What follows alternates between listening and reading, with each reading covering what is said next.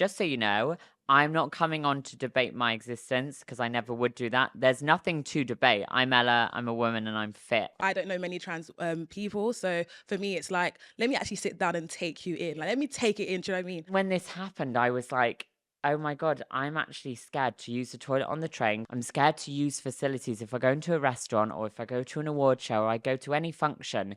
I'm now scared, which I never was before.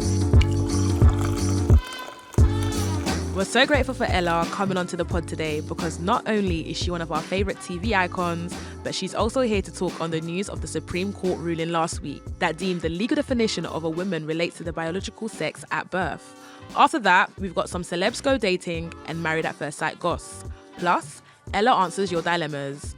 So grab your tea, settle in, and let's have a real conversation. Hey guys, welcome back to Tea at 4. I'm Billy. I'm Christie, and this is the podcast where we talk all things that normally stay in the group chat. And today we have a very fabulous guest, reality TV star and trans icon, Miss Ella Morgan.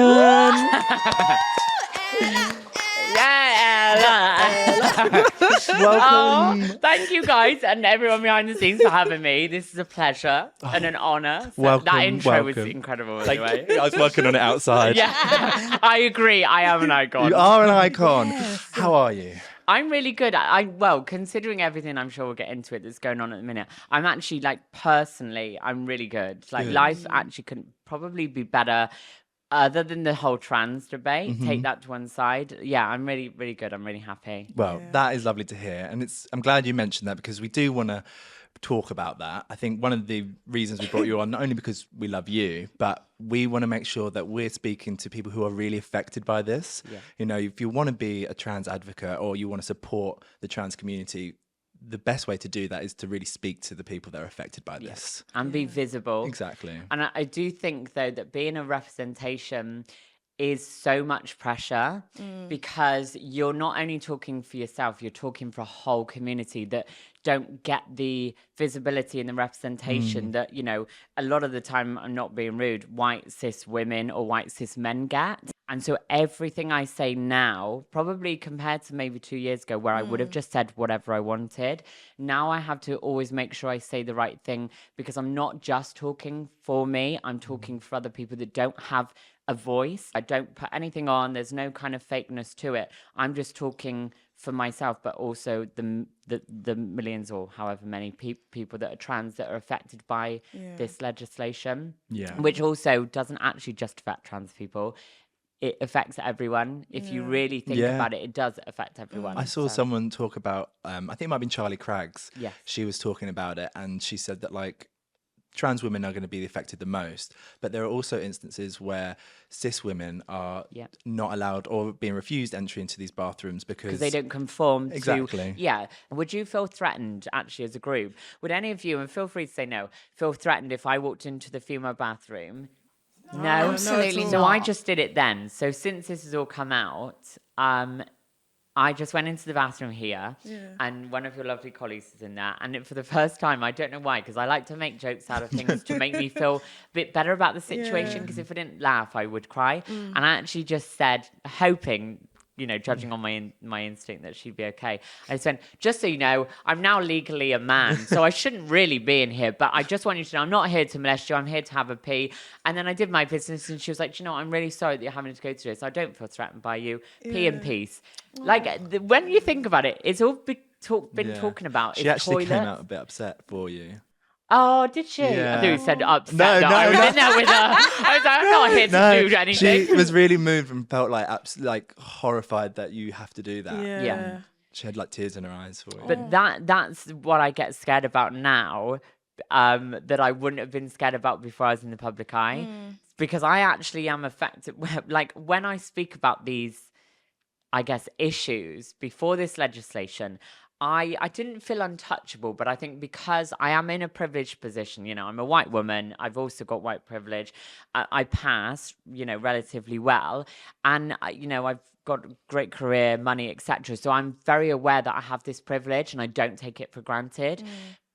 And so I used to think when people talked about, you know, trans people and the hate on us and what we should be doing and what we shouldn't, I was a bit like, do you know what, I'll do my job and talk about it, how it affects people, but naively, I actually used to think I'm so privileged. I'm actually going to be okay, which is a lot for me to admit because that sounds big-headed, but I don't mean it to be. And I always thought I was not untouchable, but I thought this is never really going to affect me. Like, I'm very happy, I'm doing well, and you know, people are most of the time really nice to me, not online, but face to face.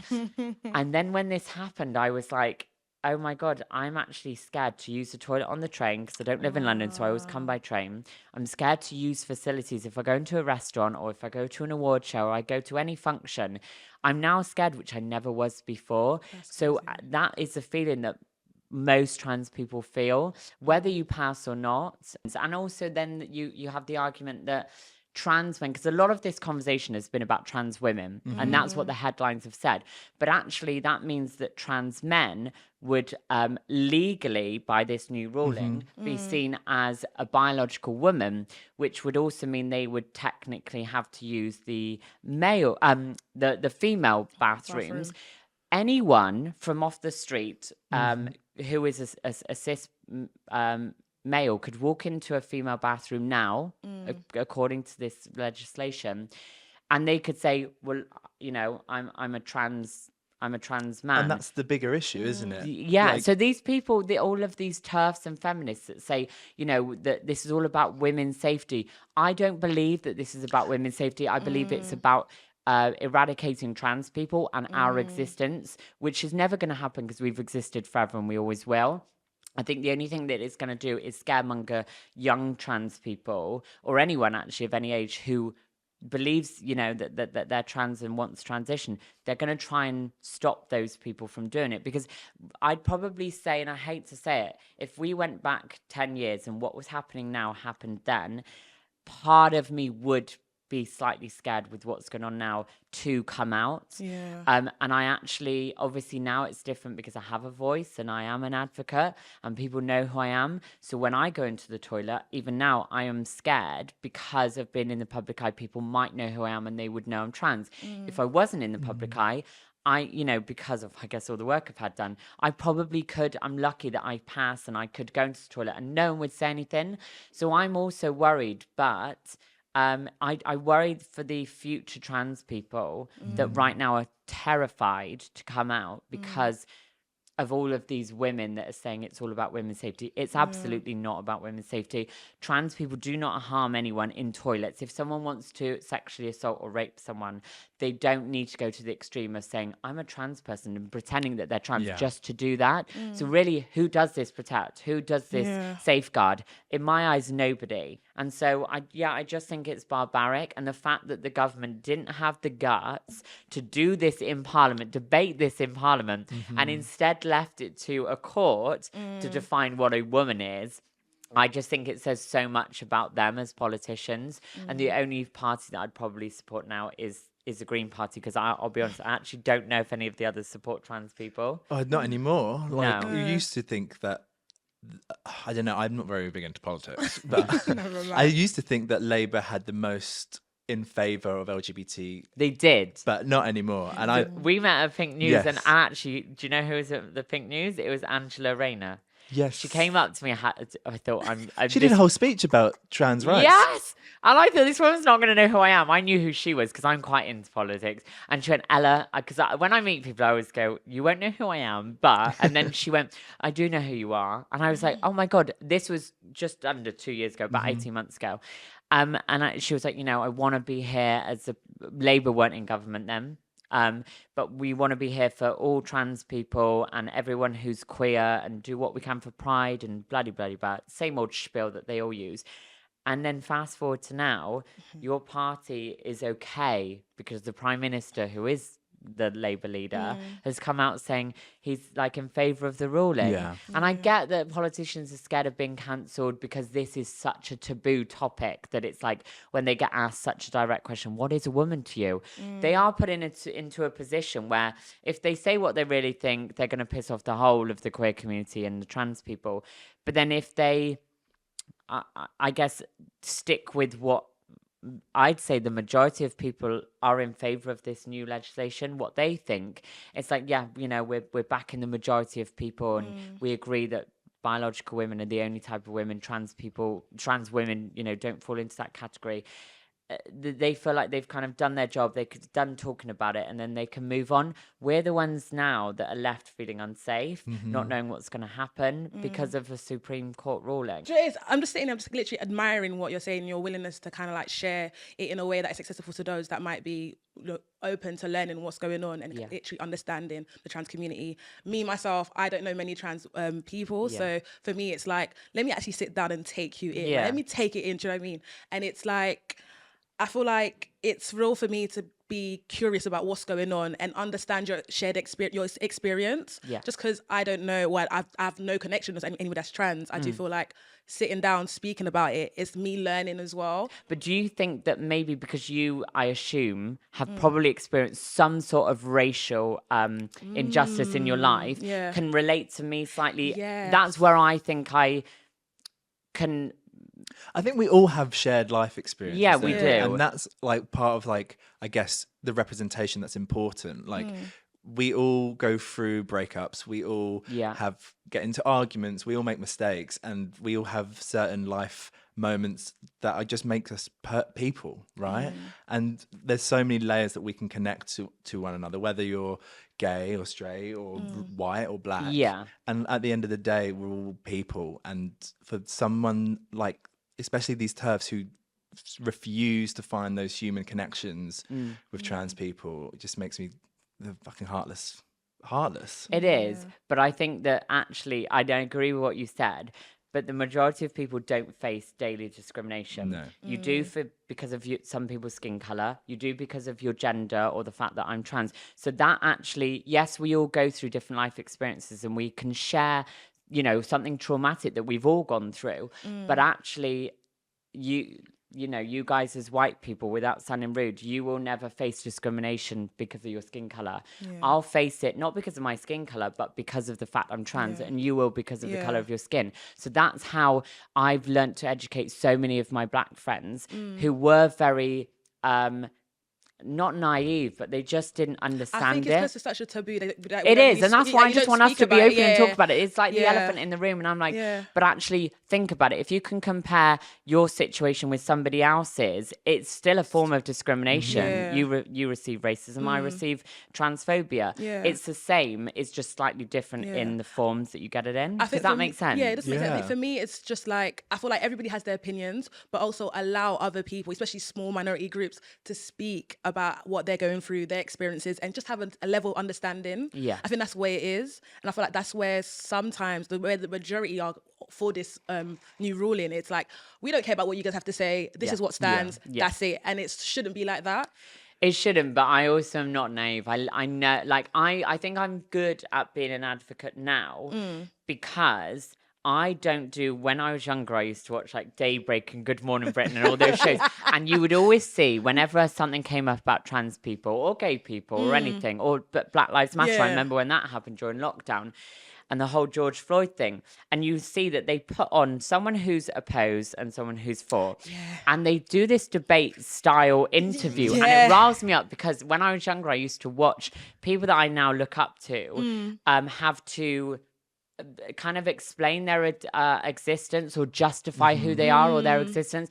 Nobody on this planet should have to justify their existence, which is why the way I go about being an advocate isn't to rant and rave and shout and jump down someone's throat and say, you're wrong, you're wrong, you're wrong. Instead, I think I come from it from an understanding that actually you might have beliefs in certain things that I don't, and you believe too.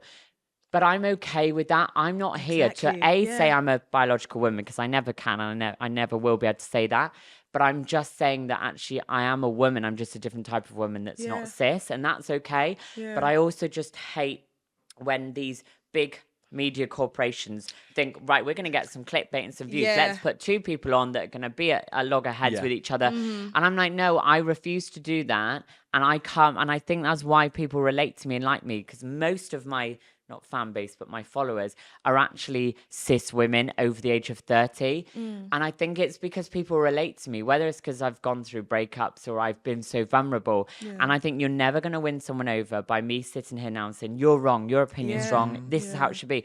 I understand that everyone's going to agree with it because I don't always agree with everything. And that's okay. And that's fine. Yeah. I just want people to hear my story and hear my point, talking for the community, and maybe just learn something and take something away from it. I'm not here to change everyone's mind because I'm not crazy. I know that I'm never going to change everyone's Just mind. a little bit crazy. Yeah, just a little bit crazy. Yeah. So yeah, I agree. Like, it's an opinion. We all have one. It's like an asshole. Everybody has one.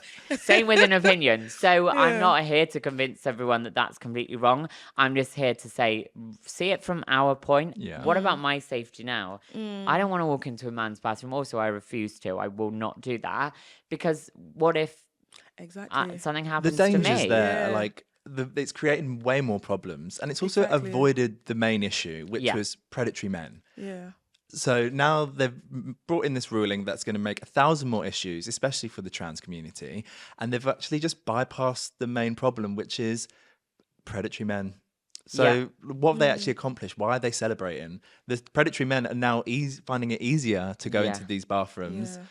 And you've got J.K. Rowling sitting there smoking a cigar, and you just think, Don't even talk about that woman. I've never been a fan of Harry Potter, and I never will be. no, new do you know what? Actually, though, at the time when it came out, I remember I got the call to do Good Morning Britain the day that it all came out about this whole you were ruling. amazing on that, by the way. Thank you so much. There was so much I wanted to say, because my whole point, which I'm going to try and make now, is when Richard Madley was lovely, when he was interviewing me, Charlotte was lovely, and my the woman that I was sat next to, Daisy, was also lovely. No issues with her, and everyone treated me great. But I know that probably some people would probably hold him back. I'm sure that maybe she wanted to say certain things that she couldn't say. Media trained. Yeah. Unlike me. Yeah. But I think the whole interview, a lot of it was talking about toilets and hospital wards.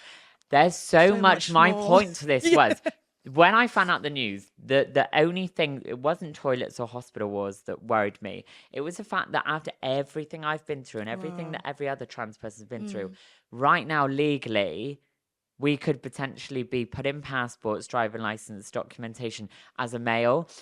If you'd said to me 15 years ago when I started transitioning, you'll go through all of this, you'll have surgery, and some trans people choose to do that and some don't. So I am talking on behalf of the community, but I am talking from my experience now. I've obviously chosen to go through, medical transition. I have hormones, I've had surgery, I have a vagina, I've had all of that done. But just because that's the way I've done it doesn't mean that that's the blueprint for every other trans person, and people need to remember that. But I think that's very important, because a lot of the time people almost have a checklist. How trans are you? Yeah, And I'm no more trans than anybody who's 100%. just started transitioning 2 weeks ago, who hasn't even had hormones.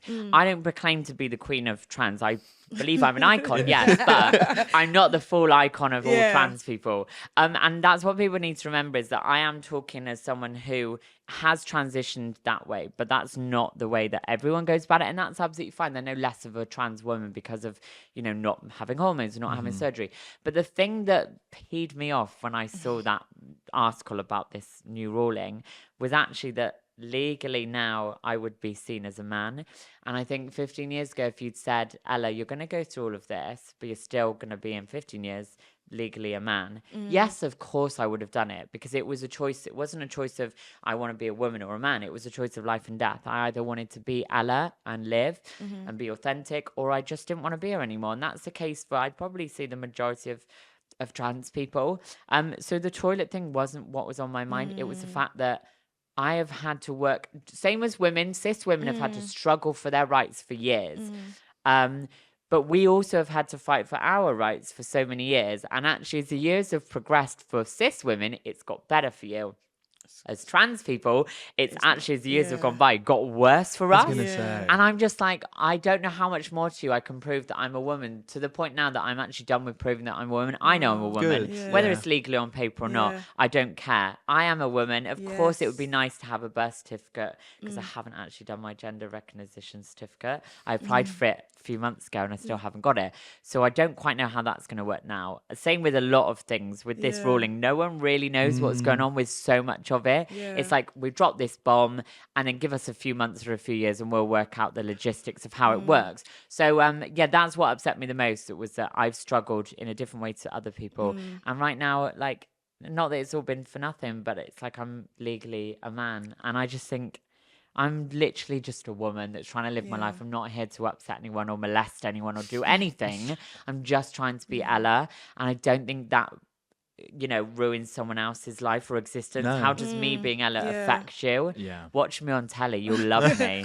I was going to say, with like the ruling being in place now, have you already seen or felt like the way people treat you or treat trans folk? Has it changed or has it been the same? From my point of view, I can see visibly online that the way that trans people are treated now is the worst I think it's ever been, because so many people that had their opinion here and there about trans people online now feel justified that they can say what they want, and it's got even worse. It's like people are like J.K. Rowling has fully just come out with a cigar and a glass of whatever, being like, you know, we've won today or whatever she said, and I just thought, wow, that is just so it's a big FU to trans people or actually to queer people, really. 100%. Because we all should stand by each other. Exactly. Whether you're trans or not, we should all stand by each other. Do I think it's affected me? It's affected me in the way that I'm now more conscious and scared to use toilets, to go into the gym changing room. I hate that for you, because I don't think you should live like that. Like thinking always like looking behind your shoulder. It's not the way of life. Like, but that's the way that cis women feel. You know, after the whole Sarah Everard case, including me, I was walking around at late at night thinking, oh my God, it's a nice hot sunny day. I can go home in the dark. And I just thought, wow, what if something happens to me? So if people can compare that as cis women, if you can think you walk down the streets probably all the time worrying that something could happen to you, I now feel that, which I probably didn't necessarily feel as much as I have now. Every day now. Since this, I'm like, oh God, well, I'm clearly not going to use the male toilet, but I have debated using the disabled toilet. And I think, but that's me taking away someone's space. It really does need it. And also, there's never a bloody, you always have to have special key to open it. But I definitely have seen a rise in, and it makes me laugh because the comments are just barbaric. The rise in my trolling online hate has been the worst it's ever been. How I can say that with a smile, I don't know. But it just makes me laugh that people, the worst thing they can say to me is, you're a tranny, you're a man, you'll always be a man. I've heard that so many times before this ruling. So nothing has changed in terms of that. But the amount of people that feel that it's okay now to say it to me, I've just seen it rise. So I got hate before. And what's the worst thing? You can call me a man. But because I joke about it and I'm like, oh, legally I'm a man now. It's like, because I've said it, the elephant's now been taken out of the room, because it's like nothing that anyone can say really is going to hurt me now, because I've already said it or I've made the joke first, which is why I always go about things in a jokey way, because I think if I can say it before anyone else, you know, what you have to say won't hurt me. But yeah, the amount of hate I've got, even this morning someone said something, what did she say? She was like, enjoy using a male toilet. I hope something happens to you. Where do I find her? Let's feed her. What's the at? Yeah. What is it? But to wish me to To wish be harm. abused and have harm on me, babe. Yeah. So probably got better vagina than her. Anyway. So yeah. But the trolls always try and come at us for the way we look. And I think, honey, have you looked in the mirror? Okay, because that eyeshadow is so 2002. But I just laugh about it. And I'm not being horrible to anyone. I'm just being horrible to the people that troll me. Giving it back. Yeah, Amen. And giving but it then back I don't 10 want to times. stoop to their level. That's why I never reply. You'll never, you know, when celebs or whoever get cancelled because like a few years ago someone finds a resurfaced old tweet that they've been homophobic or something, you'll never ever find that about me, and you'll also never see me retaliate online with anyone in my comments, because you think that my precious time, which, you know, I'm a busy girl, I'm booked and busy, you think that I'm going to spend my time replying to you because you've got some ludicrous comment about me. Stay over there. I don't read the comments, so they're actually just wasting their time when they put it in the podcast. Oh, I do read them. I laugh at them. And then I think, you're not going to get a reply. Because if you give them that ammunition, they've won then. Hence why if I ever do a debate, if I ever was asked to do some kind of debate, I will never shout. I will always Nice. just stand my ground, but I'll be like, yeah, okay, your opinion Ella, you're is your good, boy. opinion. Because after a while, I'm like, I will wait for you to talk, and then I'll provoke you to the point where you hit me, touch me, and then that's my pounce. The devil comes out. Yeah. But I just love the fact that you're just keeping it real, and it's like, Yeah. you know what, you guys go ahead, y'all talk. I'm living my life. I'm doing me, and I'm good. Yeah. Regardless. And you did carry yourself with such grace on the Good Morning Britain show. did. It was, Thank you. and like you said earlier, like they do almost kind of like preemptively get people on to have an argument, and it was really refreshing that you two had different points of view from the same conversation, and you were able to kind of like bring what you had to the table without a shouting match.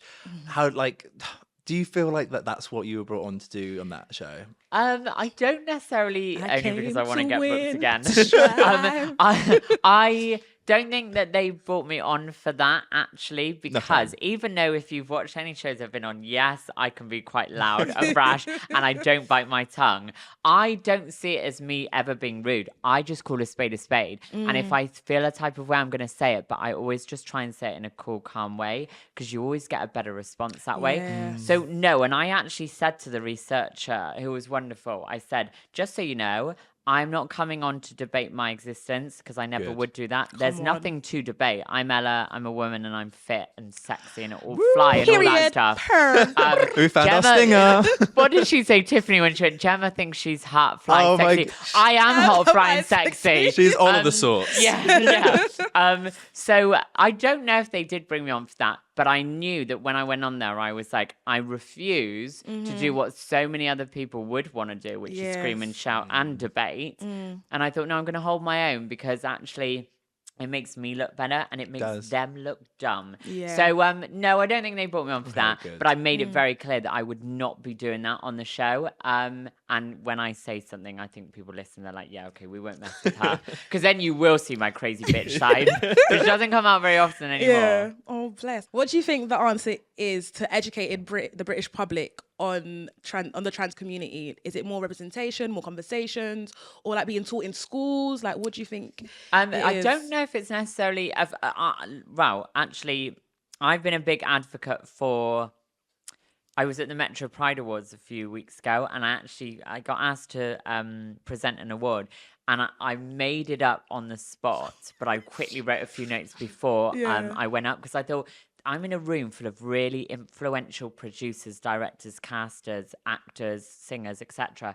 And I thought, I'm going to do what a lot of people are too scared to do because it means they might not get hired. And I thought, you know what? I could not get hired for another TV job again. I need to stand in my truth. I literally said to the whole room, I was like, you guys... Oh, especially there was a lot of white cis men in there because they're the people at the top most of the time. You all have a responsibility to... educate the masses. Netflix were there. The table next to me was the Netflix execs. And I just said, like, you all have a responsibility to fairly and equally spread the playing field of, speaking about kind of black culture and gay people and trans people and kind of represent everyone because the one kind of minority group or community that is never represented enough it's not a pick me thing, but is a trans community. And I think if there was more representation, then people would be like me, for example, being on Married at First Sight. The majority of the people that watch that show are not queer and they're cis people, which is probably why I think my fan base is mainly cis women. And I don't know if people just want to nurture me or they just feel sorry for me or because I'm so vulnerable, they see me as like a daughter. But I'm like, I thought all my fans would be gay men and trans women. But I think when you put someone like me on that show, it was such a shitstorm. It was so big. It was the headlines weren't all about the new cast is announced. It was all first trans bride. And I just thought, I knew that was going to happen. But I got the hate straight away before they'd even watch the show. As soon as I got announced as being on the show, it was like, let's just bombard Ella with abuse. But every time that someone trans is in the public eye and does do a show, there is a lot of press around it. So I don't even know if representation, yes, of course, we do need more representation. But I think it's just people's attitudes that need to change. We could put everyone on TV as trans. Like we could have everyone that's trans on telly. I still don't think it would change everyone's mindsets, because if you've got that mindset, you're always going to have it. But I do think that me being on MAFs and Nadia being on Big Brother and Monroe just being Monroe, the icon, Bimini being on Drag Race, I think with the queer, non-binary, trans representation that's out there, we have to shout more than most people and shout from the rooftops. And try and turn the headlines around, because the headlines are usually negative. Yes, they write about us and they make a big deal out of it, but 9 times out of 10, the headlines are actually really bad. So I don't know if it's necessarily the answer is more representation, but I do believe we should have more representation. We just need people to listen more, and also for the media to turn the story around and take it from such a negative story or press article to a positive. There's certain articles that I read and I just think that publication, I won't name names, but they absolutely hate me and they never write anything good about me. Even if it's about the way I look or what I've worn on a red carpet, there's some kind of little slander in there that they have to throw in there. So I think the main issue is the British press. Yeah, Because I do. like trans people weren't villain number 1 10 years ago, and then since these conversations started happening, and especially let's say certain publications. Are you on about Daily Mail? Yeah. I was on about Daily Mail too. They hate me. They like the more that they churn out, and unfortunately for us, the majority of the public do read it, and it's an easy form for them to read, and they're seeing like the way that they write about especially trans people is you can do one thing wrong and the first thing is trans, and it's that's your identity is being labeled at the first thing, and then it's being connected to an issue. So like say if you have an argument with someone and they're writing about it, it'd be trans Ella Morgan rather than just Ella Morgan. And then it becomes people kind of subconsciously connect trans to being an issue, and people who are reading it are also idiots, so they are assuming that the trans community are now associated with problems. And it's all down to like what you subconsciously read and what people are intentionally putting out for you to read. And unless more publications... I agree. But if you notice actually, and I've done more research into it, you do notice that minority groups or smaller groups in the UK are also subject to that. Whenever there's anything about a terrorism, the headline is always Asian man or man from Pakistan.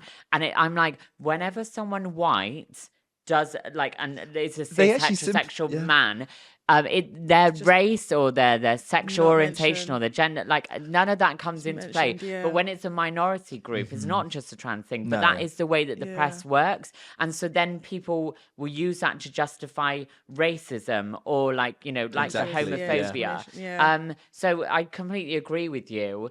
I don't know what the answer really is, because in 2025, if you're still transphobic or you're hating on such a small group of people that really aren't harming anybody, I actually don't know if you're ever going to change your mindset. No. So yes, more representation would help, mainstream representation, but also the media, I think, has an obligation to... of course, they can't always be impartial. If you commit crime, you commit crime. But... I do think the media has a lot to answer for. I do. Yeah, absolutely. And you could use Princess Diana as an example for, and what they're doing to Meghan Markle, which I just think is barbaric. So, yes, we can protest, and what the gays and the queers and the trans do best is protest. When something goes wrong, we protest for everyone, okay? And I can tell you that if there was a protest for abortion rights, if anything that's happened in America when it comes to abortions happens here, I can tell you that a lot of the people in the protest would be queer people and trans women, even though it's, it doesn't affect me. It's a shame that not everyone stands up for us. But other than protesting and speaking up, I don't know what more we can do. Whether you're trans or not, everyone has, in my eyes, an obligation to stand up for what's right and what's wrong. And for me personally, this whole trans debate, there's no answer about it. It is wrong. It's completely wrong. And I think everyone should stand up. People should use their social media, because people always say to me, what can I do? What can I do? And I'm like, you're asking me because you're just too lazy. You know what you have to do. You're a 30-year-old woman. There's certain... and actually, you don't have to put this in the edit. I've cut ties with so many celeb friends or so many people that I've been on shows with, especially the MAFs people, because not bar one person, which is Jay, the ginger girl who was born with one arm. Yes. She is an icon. She was, and I will say this, and you can put this in the edit. She was the only one that vocally stood up for me and put it on her Instagram. And I think everyone else, like, you all lick my ass during the show, and you all want to know me now because I'm doing well, and you're not. But you don't then want to stand up and talk. So I've cancelled them all. I don't want to know any of them, and that's how I'm starting to treat people now. Protect I never your used peace. to. I'm protecting myself because I think doing. if you're not going to stand up for me when I stood up for you for X, Y, and Z. I don't want you in my life. And I did put that on my Insta. And then I think I may have got a few unfollows, but I really couldn't give a shit now. So, yeah, I think people just need to use their common sense, write on Instagram, show your support, repost, have the conversations with your friends. When I did the podcast with Paul, he said to me, Ella, I'll be honest, there's a lot of my friends that actually don't talk about you as a she, they talk about you as a he. And I'm not friends. Yeah, his friend. Yeah, he said it on the pod, and I'm glad it made the edit. And he was like, there was a time in his life, and I'm so glad that Paul actually spoke about it and wasn't scared to talk about it. But he was like, there was a time in my life where, I didn't get it. And I'd never met anyone trans. He was like, Ella, you're the first trans person I've ever met. And you've educated me most of the time without actually having to say anything, having to educate. Me just being me and existing as Ella has been like, oh, she's just Ella. She's just a girl like everyone else. Way more fabulous, no offense. But, and so I think people always find excuses to not advocate, but then if it affects them, they all want to shout from the rooftop. So have the conversations with your friends and be like, no, she's not a he, she is a she. That is wrong, because it's so easy to laugh and joke about things, which I'm guilty of doing. But actually, that just justifies people joking and making a mockery of us and thinking that's okay. So, there's loads of people can do. Head to my Instagram, follow me, okay? We were talking about this before we started rolling. And it kind of, I have this conversation a lot of the time with like my cis girlfriends about how anytime that there is an issue with gay men, women, trans women, the entire LGBT community, all rally together and support the issue. But I feel like as a gay man, I don't see as many gay men doing the same for women or for the trans community. No. And we were talking about this earlier, and I was like, part of me is like, is that like a male privilege thing? That like I think so. Because a lot of gay people that I know, they're all happy to kiki in the gay clubs. You'll see me at Heaven and GAY and Freedom, and they'll be like, oh my God, let's go on a night out. And sometimes, and I hate to say it, and I've never said this before, but I actually sometimes have felt like an accessory to a gay guy, where it's like, oh my, even before I was in the public eye. And it was like, oh my God, you're trans, and like girls do it, cis women do it in the girls' bathroom, and I'm here for it. I'm like, oh my God, I'll tell you my life story because I'm really drunk. But actually, when I look back now, I'm like, it was like a fascination that the girls had in the girls' toilets. But actually, the gay boys would literally, or gay men would be like, oh my God, you're trans, let's kiki, let's go on a night out, let's have a drink. That's all that they wanted. But then when it comes to actually supporting us, when you're not in the club, so many gay men do not pipe up and say anything. Whereas I think if anything happened now, with with HIV and the AIDS pandemic years ago, so many people stood together, and even now, if that was to ever come up again, people would talk and stand up, including myself. But I do agree with you. I actually don't feel like a lot of gay men stand by what they say and do stand by me or the community. And I do think it's like we're an accessory when it suits them to go on a night out or to be friends with someone who's trans. I had to cut out some friends, I think, years ago when I felt that I was being the accessory in a group because I was loud, funny, gorgeous, smart. Have a great toupee. And you just realise that actually I'm more than that. And when there was instances where friends kind of, if I wasn't being the loudest in the room or the funniest, they were like, what's wrong with you? Why are you not getting drunk? And I was like, you have to live up to their expectation 100%. Of what they thought a gay person was like. Exactly. Which I don't do anymore. And I agree with you. What you've done is right. Cut people out. I don't think in the last year I've ever cut out so many people than ever before. Spring cleaning. Yeah, because I just think I don't need loads of friends, and everyone thinks I have loads of friends. I have a lot of acquaintances, but like Molly May said a few years ago, which at the time I was like, huh? But now I completely agree. She actually was like, I don't have many friends. Nor do I, because I don't want that many people in my circle. Because you don't need them. No, like, I don't. Once you know you can stand by yourself and your confidence in yourself as well, you don't need to hang on to those people. No. So when they do see you detaching, or they do see you be like, oh, what's going on there? It's like, no, it's not. I'm not the problem. Yeah, I've just you are. realised you are the problem, Yeah. and I need to leave and move and do things for myself. So I agree. We were talking then about acquaintances, and obviously you've been in the public eye for a couple of years now. Yeah. Who's your most famous acquaintance? Oh, me, God. silly. Yeah. Amen. No, so I met Nicola. Is it Clocken? Yeah, from Yeah, I Dairy met Girls. Nicola for the first time the other day at the BAFTA party, and I went, "Hi, Nicola. You won't know who I am," which is what I always say. Bridgerton, Yeah, Bridgerton and Lady Whistledown, she doesn't know anything. Dairy Girls, icon. We talked about her on the podcast last week. Irish because girl, sure. She is Can I one fill of myself up? yeah, go for it. Not fill myself. Because she, Nicola. Nicola Coughlin, she's Irish, but she's one of these. Someone find a picture. Yeah, to educate Christie. Yeah. Last She week, has no idea. last week we did an episode and we were talking about so many celebrities that she had no idea we were talking about. I mean, all I watch is Like EastEnders. who? Well, we were talking about Pedro Pascal wearing the Protect the Dolls yes, t-shirt. yes. He's fit, and I really want to marry I him. never fancied him until he started. I realised how much of an advocate he was. Yeah, do you know who I am a huge fan of? And all these three men are big advocates. I was on the train earlier, actually, thinking if you're going to ask me about who I fancy. Harry Jowsey. Is it Jowsey? Yes. I am obsessed with him. He's so fit, and he's Australian. And I just met a photographer who took some pictures for me.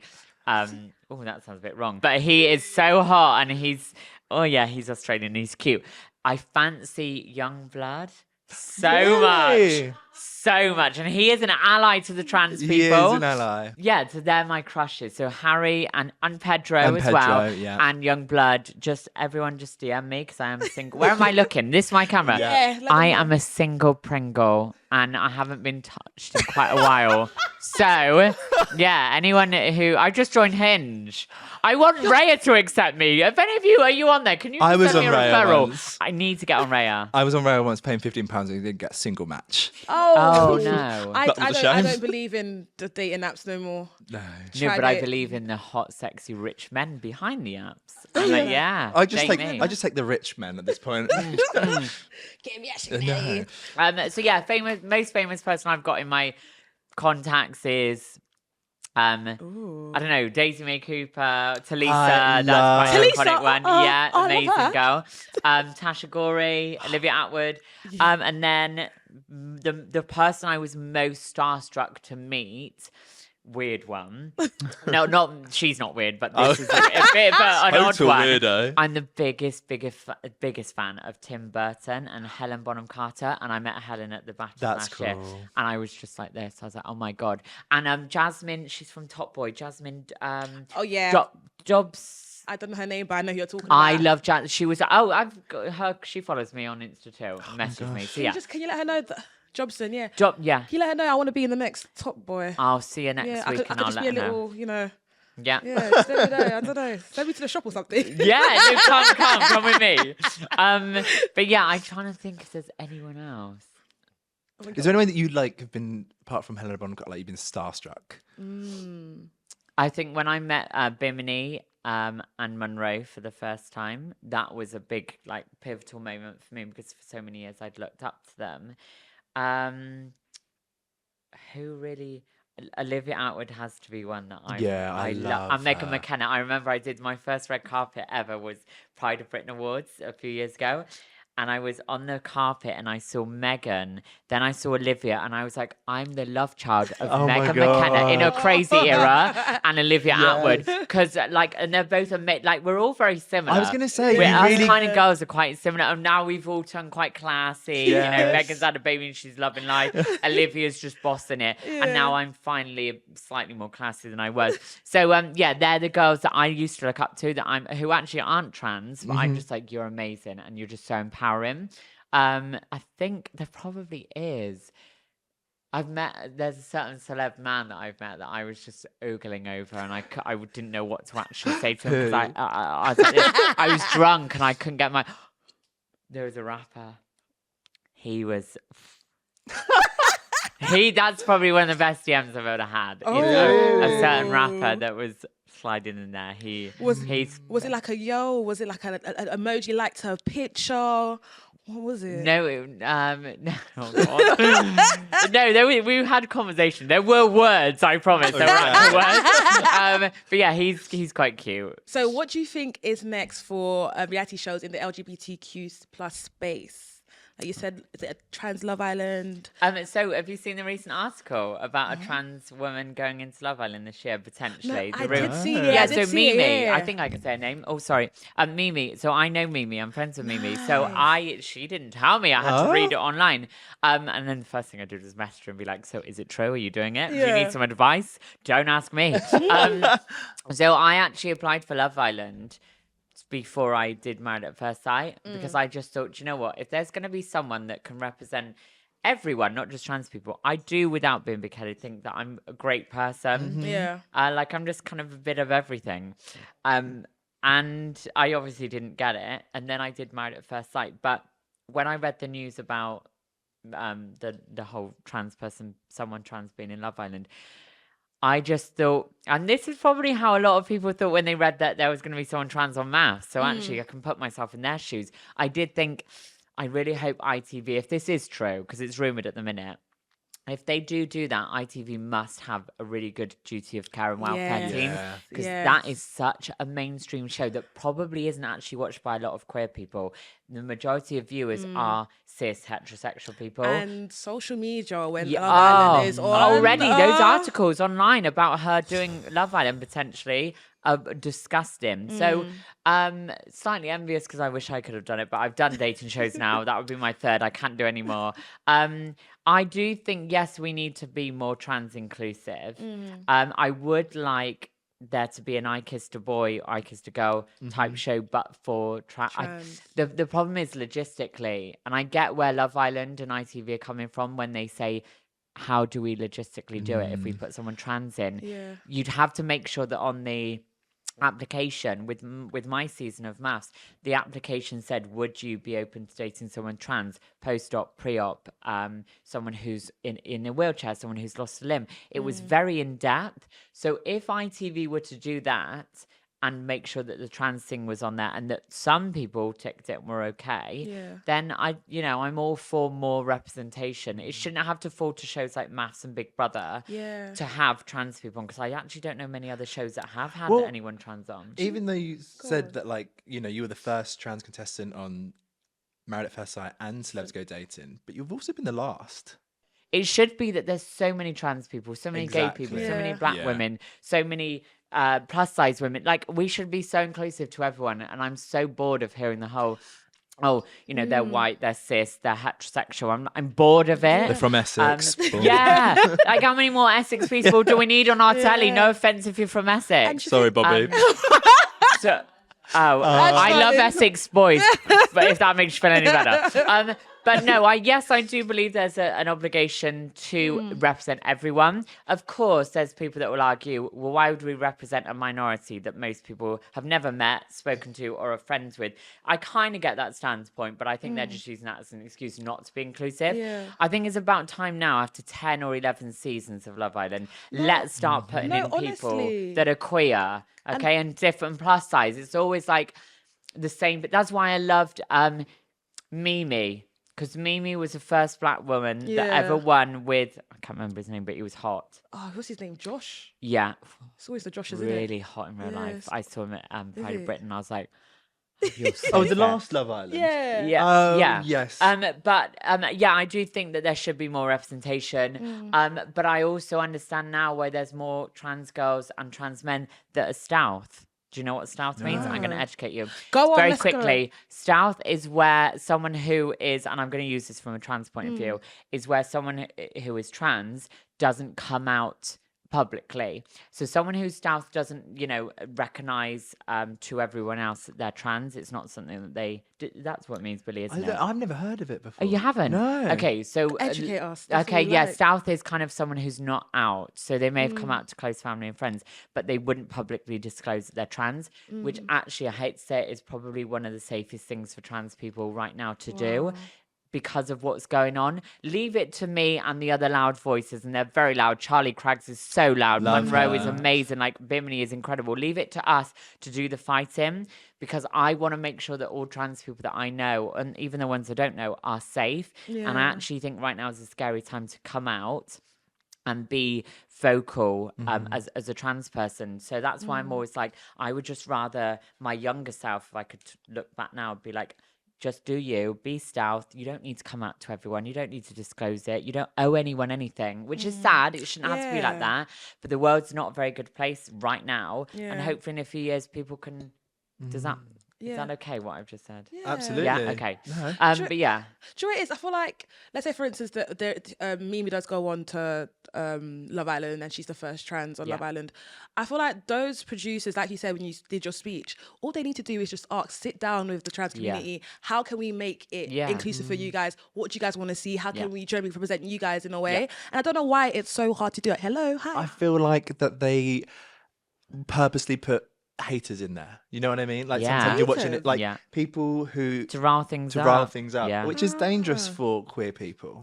It is, but I always look at the positives of life, and the positives in that is that then if you have someone like me in a house, say I did Big Brother, and I was with someone who is like against trans people, it gives viewers a chance to watch someone educate someone else. Exactly. So I would then use that to be, instead of shouting and screaming at them, I'd make them feel this small because I would educate them. And that, so That's I a much kind better of not, spin. I'm not in agreement with them hiring people or putting people in shows that are horrible and rude and opposed to people that are, from a minority.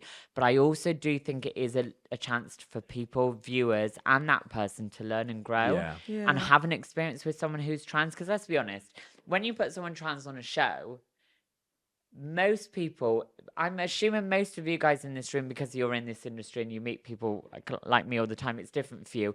But most people, average Joe that you meet on the street, have never ever met someone trans, never been in the environment with someone trans. So I actually do think it's a really good chance for people to be educated to the masses. And I think like television representation is great because people that would never be exposed to someone who is trans or gay or black or whatever, they are now then hopefully going to watch a show that they're used to watching, but this time round there's someone who's slightly different to what they're used to seeing, and it makes them think, oh, okay, I'm not used to that, I've never met someone like that, but I'm learning something. So I do think it's good to show representation. I just don't want us to be used for clickbait and for headlines. So I think it's about hiring the right people. Sometimes there's a lot of people that I know who are trans, and I hate to slag off my community because we're amazing, but there are small few people that just want the money, the headlines, the fame. Oh, no, I won't say it. No. There is someone that really riles me, but I won't say their name. No, we won't go into that. But yeah, it's about hiring the right people. And I think I come with good intentions, but I just wouldn't want there to be someone who comes with bad intentions. Like if you've got a trans woman on there that is just going crazy and wild and fighting everyone, you're representing. So you need to be a voice for all of us, whether you like it or not. As soon as you're put on a show like that, I knew I had the role to represent, so I had to be careful what I said and did. We can't then be having people that are just going absolutely crazy, because you're not going to do yourself favors, us favors, or anyone favors, because people are going to be like, this is why we don't like trans people. This justifies our kind of excuse. So it's about hiring the right people, but we definitely need more trans representation. It is a shame though, because like you have the right to be who you are and what you are. If you're crazy, and do you know what I mean? Like you have the right to live a human experience like any other person. If it's a cis person and they're going crazy, like the fact that if a trans person was doing that, it shouldn't be about their identity. No, it shouldn't be. But unfortunately, the reality is you do have to be careful. You do. Yeah. You're never going to win anyone over, sadly. And now more than ever, is like we need the best kind of representation that we can get now, because sadly with what we're going through. So I agree with you. Everyone should just be able to be themselves on telly. But my actual advice is, and I'm just being honest, is it wouldn't be great to hire someone who is ranting and raving and screaming at everyone, because you're not going to do yourself favors, and you certainly won't do us favors when we need it now more than ever, which probably is a bit controversial to say, but that's just my opinion, and I think I am a bit right when I say that. Honey, I know, I've got a t-shirt, I've done shows. But out of the two, MAFs and Celeb Go Dating, which one did you prefer?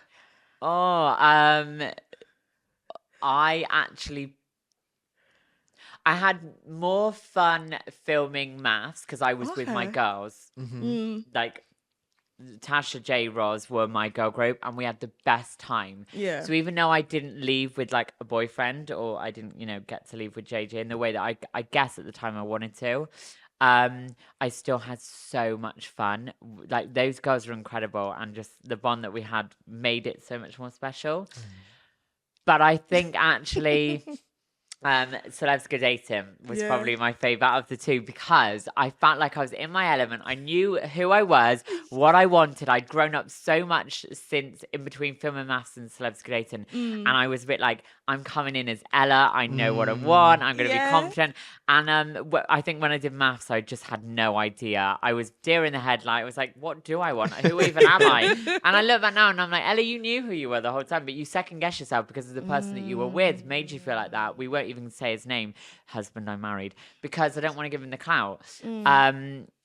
Because Honey doesn't need to mention his name to get headlines. She's still relevant. You do have to mention my name to be some sort relevant. She's shaking the table. No, it's so annoying. Like, don't talk about me on pods. Like, it was 2 years ago. Are they still doing that? He is still doing that. Moving on swiftly. No, we're not saying no. Moving on swiftly. Not JJ, luckily. He's been good.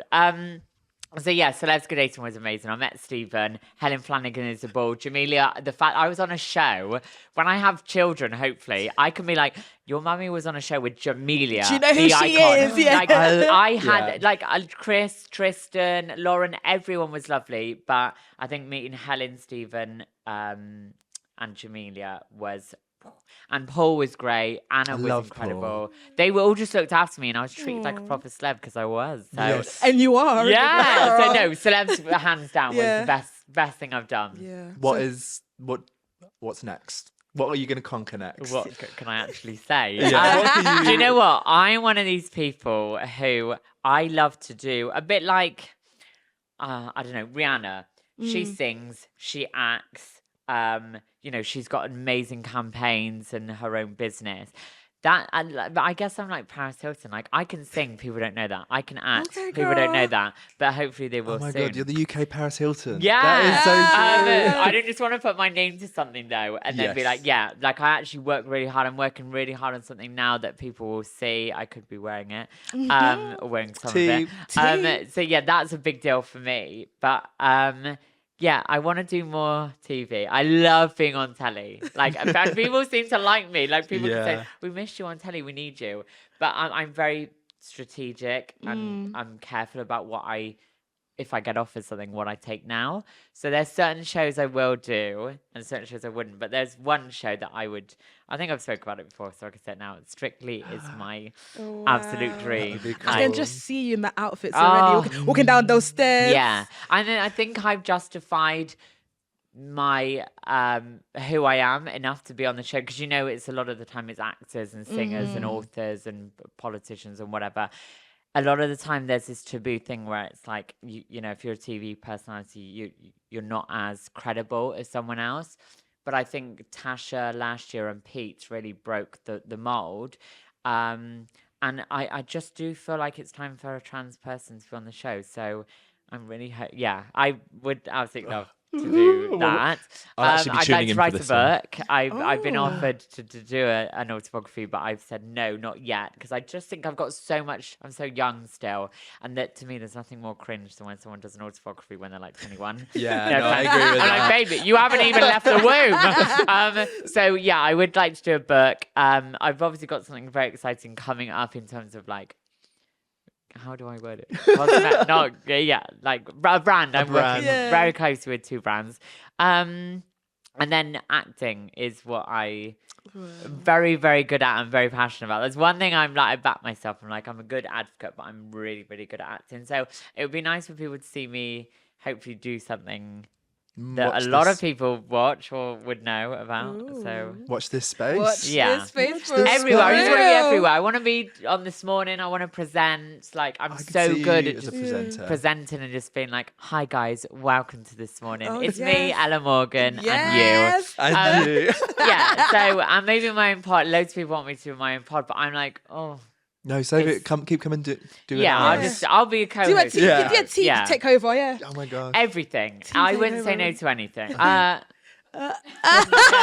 maybe I would, but yeah, I'm a Celeb would be fun. That- But I know everyone I would couldn't vote do for that. me to do every trial. Yeah. Because what's more fun than watching someone trans eating a witch tea grub or a camel's ball sack or whatever? That I know I would my get God. ruined on that show. So yeah, I would love just anything really. Okay. Not MasterChef because I can't cook. No, MasterChef's a bit boring. Yeah. So I'd much rather see you on Strictly or something like that. Well, who knows? We'll see. Okay, should we go through some of our audience submissions? Quick fire round. I know. love these. Let's go. And wrong person. What's one piece of advice you wish you had gotten at the start of your transition? I wish someone had told me to lay off the filler, invest in some good lace front human hair wigs, and get makeup lessons.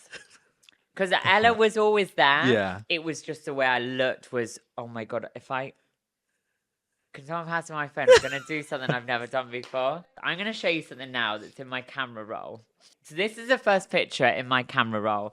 And I've never done this before, but it was like a full circle moment. Last year, I introduced Girls Aloud on stage at the at Brighton Pride, which was just amazing because I just was obsessed with them. But my obsession, my icon Oh my God, when I I've was just younger. remembered that. Yeah. We were there. Yeah, We were so there I was cheering. obsessed when I was younger with Cheryl. So I Yes. met her in 2011 or Oh, what did you 2012, do? just as I was transitioning.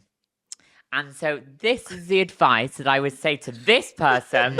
So it's the first picture of my camera roll, and I don't know why I've kept it, but I look absolutely terrible. God. This was me, guys, at the start of my transition. I'm wearing a really bad synthetic wig. I had not had makeup lessons. I was about 17 here. I can't believe I'm actually letting the internet see this. But listen, We love the exclusive. started from the bottom, now we're here. Now look So where we I've are. always had a lot of work done, a lot of makeup lessons. I have a glam squad. I've got great hair now. That is one of the first pictures in my transition that I've ever had, and I looked so bad, but I'm so proud of actually how far I've come, even though it's laughable because I had a clip-on fringe and then a lace front over the top. The I met clip-on Cheryl, and then fringe. 15 years later, I introduced her Introduced on stage. full So circle anything you want to moment. happen, manifest and it will. Yes. And get a good makeup artist and a nice wig. So, yeah. Okay, my next one is I've been with my boyfriend for 2 months, but his friends can't accept the fact that I'm trans and act weird around me. What do I do? Do you know what? I would say dump him, get rid of him. But actually, I know they say that your friends are a reflection of you. But I don't think that if she likes him and he likes her and he accepts her, etc., don't lose a good thing. He needs to drop his friends. Have that conversation with him and say, listen, because I had that with my exes. A lot of the time the friends want to be friends with me because, oh, you know, she's Ella, she's in the public eye. And I'm like, but what are their true opinions? And behind closed doors, my exes would be like, oh, they said this and they said that. And I was like, okay, I don't want to be associated with them, nor should you if they think like that, because I'm your girlfriend. So I didn't want to end the relationship because of the friend's opinion. But yeah, maybe they should second guess who they're friends with and have that conversation with them and just say, I don't appreciate that. And, you know, if you love me and accept me, then you shouldn't have people around you like that. And most of the guys I've been with have dropped their friends that were negative. Obviously, I'm single now. So who gives a shit? But yeah, that would be my advice. Yeah. Love that. Okay. I keep ending up dating people who seem more obsessed with the fact I'm trans rather than me. Have you ever had this, and how did you handle it? Yeah, so there's something called, I hate this saying, I hate the word tranny, but there's something called a tranny chaser, which is, I guess, like queer slang for a guy who chases only trans women and fetishizes us. Fetishizes, yeah. Anyone who displays any kind of fetish for you just because you're trans, in my eyes, no. Like, you don't need to just be with someone because they accept you. Because this is a problem I've had that I will not have anymore, is that I've settled and I've been with guys because they accept me. But if I always think, if I wasn't trans, would I be okay with like the way that they treat me in every other way? Do I find them good looking? No. Do they make me laugh? No. Do they provide anything to my life? No. Do they support me? No. Oh, but because they accept me, you know, I'm just going to stay with them, because what if someone else doesn't accept me? Then I'd rather be a single old bitch on my own. So I don't need a man. And B, also, if I'm going to have a man, I want him to like me for me, not just because of the label. And also a lot of trans women that have had the downstairs surgery, we find it a little bit harder to find men, because if you've got someone who fetishizes a trans woman, a lot of the time it's because they're pre-op and they share kind of characteristics that they're into, and then other bits, if you get what I mean. I don't want to go too graphic. But once you've had that surgery, like myself, to these men, I'm no longer seen as a fetish, because I don't have the extra part that they're fetishizing over. So it's difficult.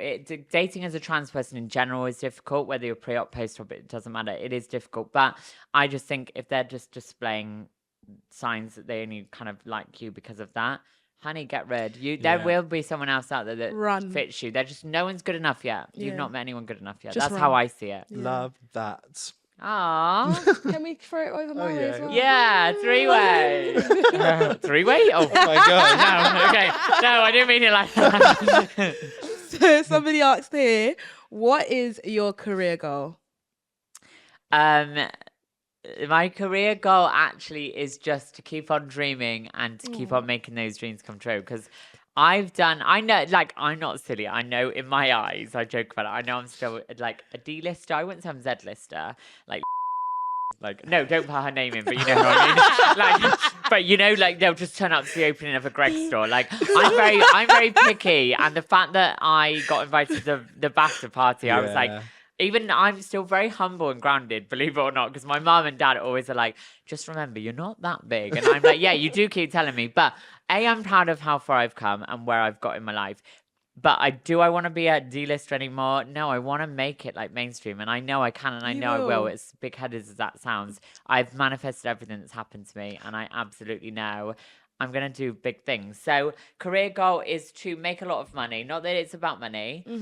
It used to be about finding a man, but actually I'm so much happier on my own and being my own boss. So make enough money to buy myself a lovely big house, buy loads of sausage dogs, retire in the countryside in a thatched cottage, and pay off my parents' mortgage, which was actually the reason I did MAFs, was because I said to them, I'm going to do MAFs. Do I want to find a man? I don't really care. I just want to be famous, rich, and pay off your mortgage. Yeah, well, that's the reason. Generally, two out of three isn't bad. Yeah, exactly. So I've still got to pay off mum and dad. I know. But it's quite a lot. So yeah, I'm still saving. But no, I just wanted to help my mum and dad out. And I knew I was going to still be relevant, because most people from shows like MAFs don't make it big. No one remembers their name. Like, I'm very lucky. No offense. Yeah. Like, I am very lucky. Like, I've not lucky, but I also deserve it, and I've worked hard for it. I've had to put my whole life on the line. Everyone knows everything about me, and I'm trans. With all the struggles that's going on right now, I do actually think I don't feel bad. Yeah. I don't feel bad for the success that I get, because I've worked hard for it and I deserve it. Eat it. There's most of the people on my show were white, cis, heterosexual people. You didn't have to struggle the same as me in terms of being in the public eye. Yeah. So yeah, I do deserve it, and I won't actually apologize for that. And yeah, so you will still see me for the next few years or 10 years or whatever, whether you like it or not, because I'm just going to carry on conquering. Yes. So we also got one that says, I saw a trans man recently admit that he loves his new male privilege and people treat him better as a man. Did you have the opposite experience as a woman? I don't know if this sounds controversial saying it, but I did feel slightly back then, this is 15 years ago, when things were actually probably better for trans people than they are now, I did feel weirdly safer, and I was treated like guys would hold the door open for me. Do you know what the thing that I found crazy was that obviously I started to transition. I've got no sisters. I've just got my mum, and I've got 3 brothers. Even though one of them's gay, he knows nothing about makeup, hair, etc. So, I kind of had to learn everything myself, and my girlfriends weren't really into like glam and hair and makeup and all that stuff, as in the stereotypical kind of the outside. But on the inside, it was like, I know who I am. I'm a girl, but obviously I want to radiate, looking as feminine and be as firm as I can. And so when I got catcalled for the first time, and then when someone held the door open for the first time, I was so, because I wasn't used to it. I was like the one that had to hold the door open, etc. I was just like shocked. And then it became something that I was kind of used to. And I was like, wow, I love the privilege of being a woman. But then there were still times where I got kind of clocked and I had people being transphobic. So yes, it was amazing. And yes, I did see a difference.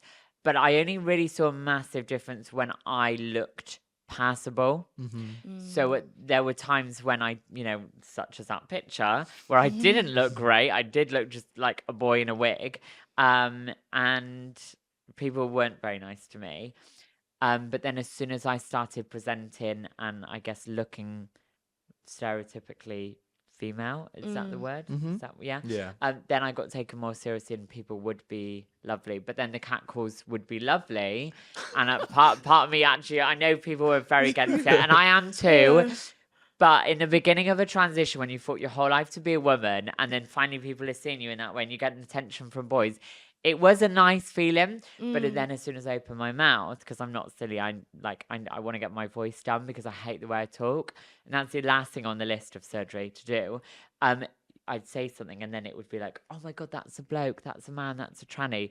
And then I was brought back down to earth. I was like, oh, I'm beautiful. And then it's like, you're a man. So yeah, I did face privilege, but it took a while. And even now, like, I still get people say stuff. I don't know if it's because I'm in the public eye or not, but I think if it wasn't in the public eye and people didn't know who I was, again, without sounding big-headed, I don't think I would face that much like hate, because I do think I look great. But it's taken a lot. It's taken a village. Like, I've paid a lot of money for surgery, and I actually take my hat off to all the girls who are like wear their heart on their sleeves and who have the guts to message me saying, we love you, Ella, but you are very privileged. You've had a lot of work done. Like, you look amazing, so you've got it easy.